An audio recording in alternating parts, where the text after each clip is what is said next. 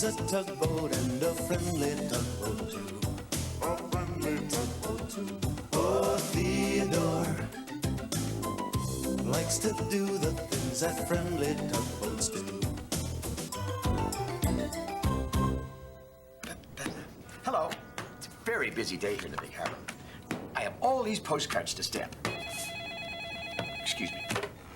Hello. Rodney, is that you? No, I'm not your Aunt Ruby, okay? Bye. That's my friend Rodney. He works down in the harbor. He's been trying to call his Aunt Ruby on the telephone, and he keeps calling me by mistake. I don't know. Excuse me. Hello? It's Rodney. Rodney, I am not your Aunt Ruby. No, you did come poop.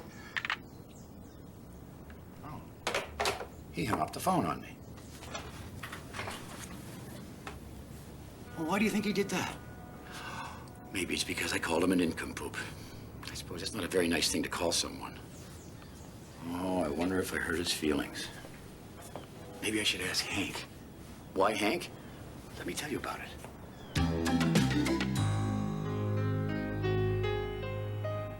One fine morning, Hank was setting off to work. "Hello, Hank," tooted Constance. "Hello, Hank," called Blue Nose, the sailing ship. "Hi, Hank," called Rebecca, the research vessel.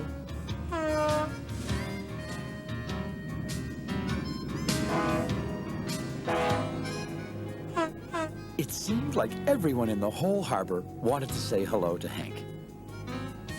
"This is the friendliest harbor in the whole world," Hank shouted out loud. "Morning, Hank," called Benjamin. Hank felt so happy, he whistled a little tune to everyone. Now, Hank's job that day was to move Bayswater barge.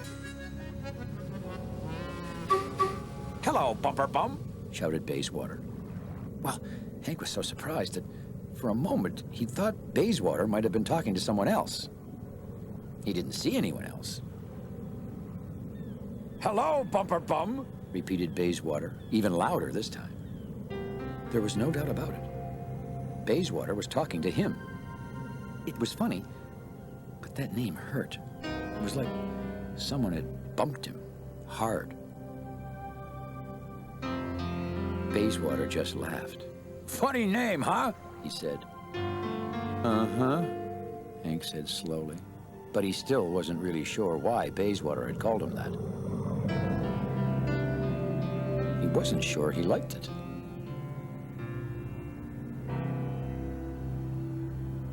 A little later, Hank arrived at the oil refinery with Bayswater. There was a big pile of oil drums in the dock, waiting for Bayswater to pick up. "Let's load my oil drums, Bumper Bum," Bayswater giggled. Well, by this time, Hank just had to say something. "Ready when you are, Barge Bum." Bayswater began to laugh and laugh. Hank began to laugh too. "Barge Bum," he shouted again, and both of them were laughing now. Hank had to admit to himself that it was kind of fun to make up silly names like that. "Hurry up, Bathwater," he hooted. Hank began laughing so hard, his whistle made a funny sound. "Ha ha ha!" roared Bayswater. "You sound like a big goose. Honk!"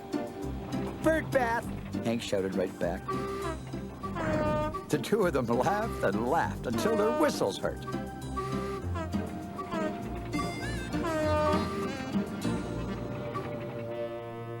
Well, at the end of the day, after they had finished working, Hank dropped Bayswater off at his dock and began to float home.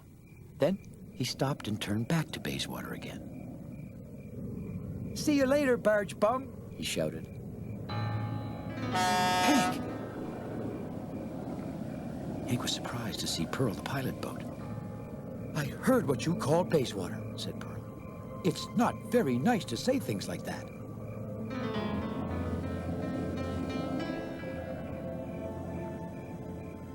"Pilot pooper," Hank said under his breath. Then he grinned a little grin. Somehow, having Pearl tell him it wasn't nice made saying things like that seem even funnier.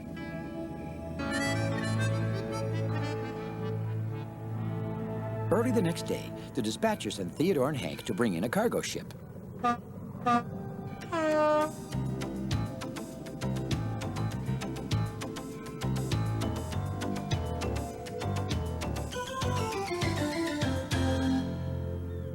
Hank could see the cargo ship, whose name was Inverness, waiting for them near the harbor entrance. Now, Inverness had a very pointy bow. Hank's mind began to race, just like his engine. He hurried on ahead of Theodore and pulled up right in front of Inverness. "Hello, Needle Nose," he shouted with a great big grin. Inverness didn't say anything. Then Hank puffed along to the back of the ship to help push, tooting his whistle with laughter. "What a funny name I thought of," he smiled to himself. But when Theodore arrived at the ship, something very peculiar happened. Inverness began to lower his anchor, as if he meant to stay right there. "What are you doing?" asked Theodore. Inverness just floated there, silent and still. "Well, don't you want to come into the harbor?" Theodore went on. "No, I don't," Inverness replied in a very cross-sounding voice. "Well, why not?" Theodore asked. As if to answer him, Inverness began to turn away from Hank. Theodore floated along to the back of Inverness to talk to Hank. "Hank," he said, "this ship doesn't want to come into the harbor." "He doesn't?" said Hank. "Why not?" "I have no idea," Theodore said.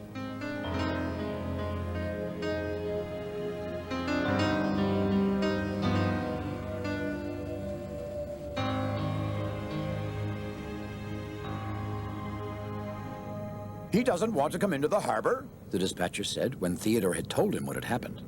"But why not?" "We don't know," replied Theodore. "Do we, Hank?" "No." "Can you think of any reason?" continued the dispatcher. "No," said Theodore. "No," said Hank.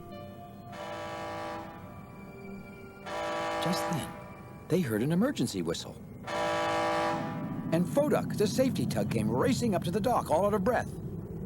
"That ship who was supposed to come into the harbor is leaving," he puffed. "Leaving?" asked the dispatcher.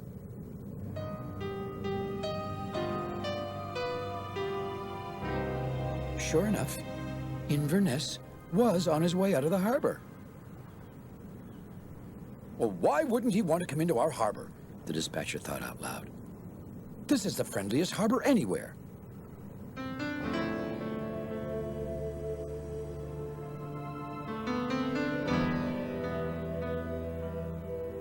And then he gazed out towards Inverness as if he couldn't believe what he was seeing.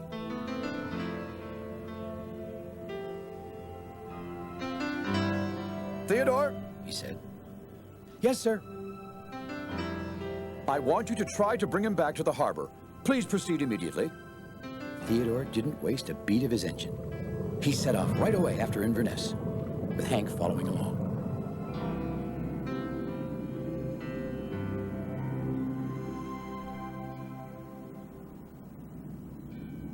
Now, they could see that Inverness was already quite a ways out on the ocean. "I wonder where Needle Nose is going," said Hank. "What did you call him?" Theodore said, turning to Hank. "I said, where's he going?" repeated Hank. "You called him Needle Nose," said Theodore. "I did?" said Hank. Hank had said it without even thinking. "Ha, I made it up myself. It's funny." "Well," frowned Theodore, "you'd better not call Inverness that, or we'll never get him to come back into our harbor." "Well, why not, Theodore?" Hank wanted to know. "Because," answered Theodore, "it's not nice." Just then, Hank had a horrible feeling. "Theodore," he called softly. "What is it, Hank? I really have to go." I think I did. I think I did call him that." "You what?" said Theodore, glaring at Hank. "Hank, oh, sometimes you're such a bumperhead." Theodore was so cross with Hank, he just blurted out the first thing he could think of to say. And that name hurt Hank like someone had bumped him hard. And the next thing Hank knew, a big, wet tear appeared in the corner of his eye. "Theodore, you hurt my feelings," he said. "Oh, I didn't mean to, Hank," Theodore said softly. "Oh, I'm sorry." Hank turned towards Inverness. Suddenly, he knew why the ship was leaving the harbor. "I think," he said slowly, "I think I hurt Inverness's feelings." "Well, right now I have to try and stop him," said Theodore, and he raced off after Inverness without another word. Hank knew he wasn't allowed to leave the harbor like Theodore. All he could do was wait. Wait and hope Theodore could get Inverness to come back. Hank watched as Theodore talked to Inverness out on the ocean. Slowly, Theodore began to turn back to the harbor. Hank held his breath. A moment later, Inverness started to turn towards the harbor too. When Hank saw that, he floated right out to meet him.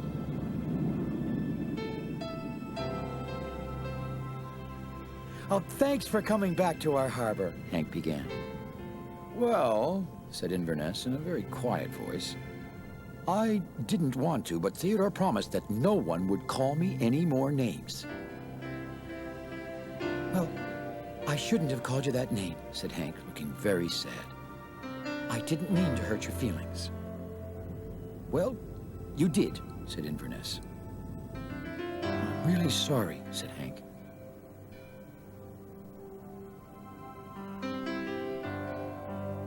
Inverness was quiet for a moment. Then he said, "My name is Inverness." "And I'm Hank," smiled Hank. "And I think, if you give it a chance, you'll see that this harbor is the friendliest harbor in the whole world." "It really is," said Theodore.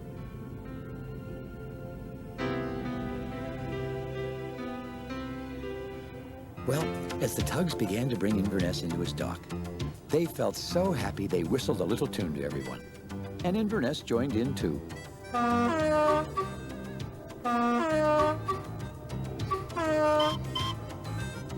Because, after all, as everyone knows, the big harbor is the friendliest harbor in the whole world.